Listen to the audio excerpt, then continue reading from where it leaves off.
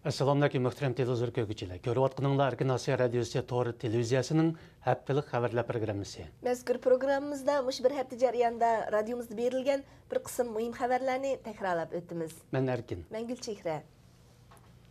Uyg'ur bokschilar Qozog'istonning Olmaota shahrida o'tkazilgan xalqaro boks musobaqasiga qatnashib zo'r natija qozondi. Qozog'iston Cumhuriyetining xizmat ko'rsatgan treneri Mengiri Xayridunov xotirasiga bag'ishlangan 10-chi navbat Qozog'iston xalqaro boks musobaqasida Zulfiqor Mehmet Ali 69 kilogramliklar turida raqiblarini yengib, chempionlikka erishgan.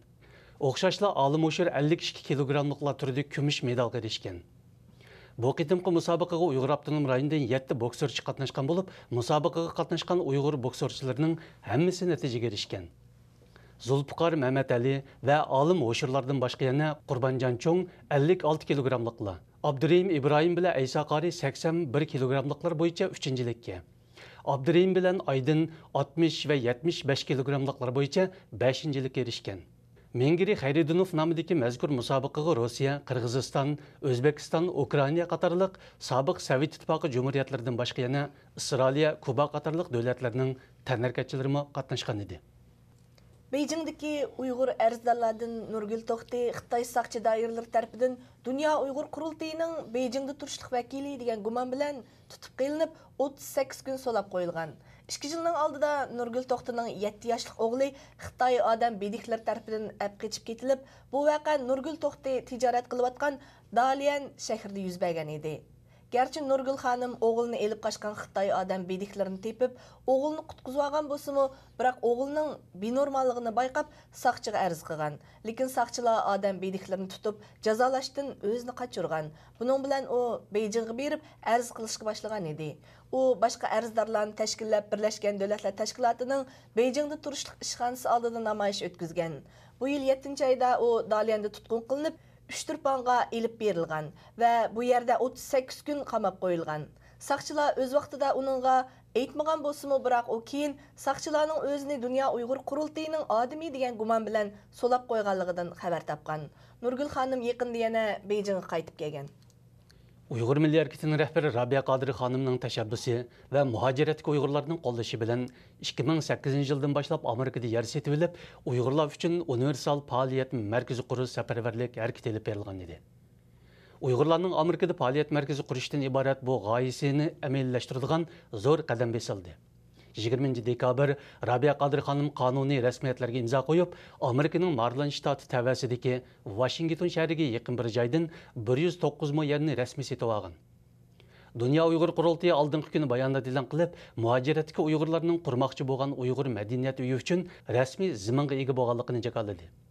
570 ming dollarga setib olingan bu ziminga masjid, faoliyat markazi, yotoqxona, sinf, kutubxona, tantarbiya, istirahatxona qatorliq universal faoliyat aslahalarining quriladiganligi plan qilingan. Qashqardagi necha 100 yillik tarixi o'rin Mansurxon Hazratlari xonaqasi 4 atrofdan o't qo'yib ko'ydirib etilgan. Mazkur xonaqaning bu yil 1-dekabr kuni noma'lum kishilar tomonidan o't qo'yib ko'ydirib etilganligi ma'lum bo'ldi. Vaqan ko'rguvchilarning bildirishicha, saqchilar o't o'chirish uchun kelgan kishilarni to'sib, o'tni o'chirishga yo'l qo'ymagan.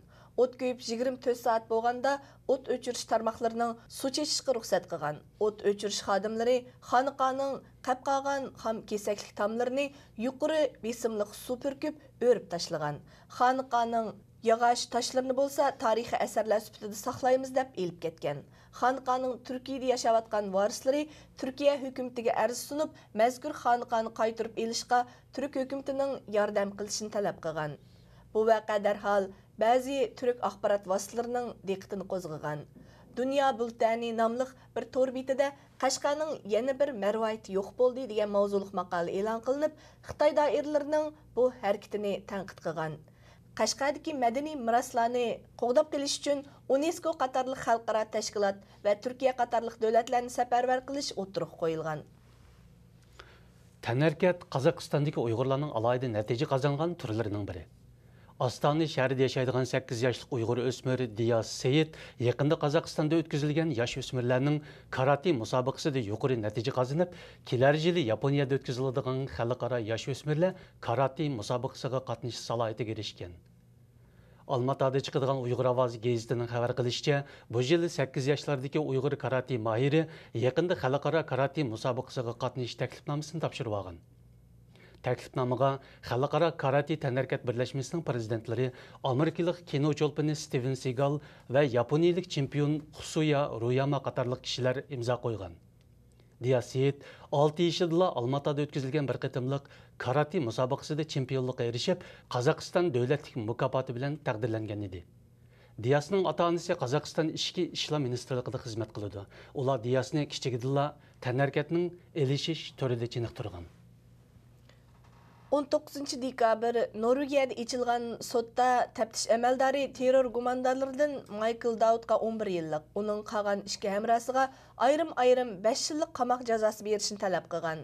Təftiş əməldari Geir Ivanger Michael Dowdni Norvegiyaga xalqaro terrorlikni import qildi deb ayıplagan. Asli ismi Rashidin Muhammad bo'lgan Norvegiyalik Uyg'urlardan Michael Dowd 2010-yili Daniyadagi bir gazetxonaga qarshi tuzilgan terrorlik planining yetakchisi degan gumon bilan qo'lga ilingan edi. Biroq u gazetxonaga qarshi terrorlik hujum planlaganligini rad qilib, Xitoy elchixonasini portlatishni planlaganligini ilgari surgan. Sot mahkamasi taftish amaldorining fikrini mushu oyning oxirlari o'tkaziladigan yana bir qitimliq sotda qarab chiqdi. Fransiya axborot agentligining xabarida hukmning kelar yilning boshlari e'lon qilinganligi bildirilgan. Muhtaram televizor ko'ruvchilar, yuqorida Erkin Osiyo radiosi to'g'ri televiziyasining haftalik xabarlar programmasini ko'rdinglar. Kelar hafta ko'rishguncha omon bo'lgaysizlar. Xayr xo'sh. Xayr xo'sh.